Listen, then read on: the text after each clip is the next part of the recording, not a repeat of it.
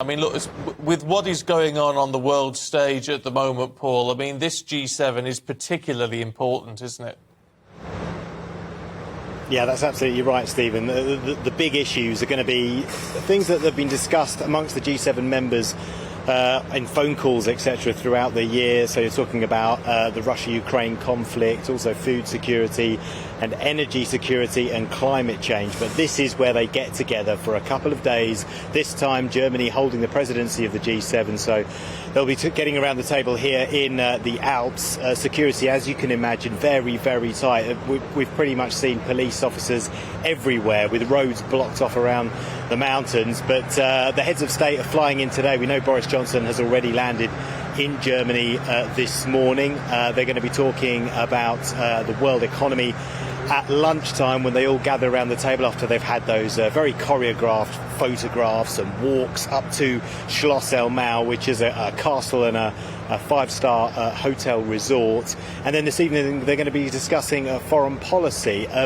Very difficult. Personally, you've already mentioned Boris Johnson under pressure back home with those two by-election results. But don't forget, Joe Biden, very, very low approval ratings at the moment. Emmanuel Macron coming in off the back of a very disappointing set of results in the French Assembly elections. Effectively, he's lost control of the French Assembly, like our equivalent of the French Parliament. So very difficult for them coming into this.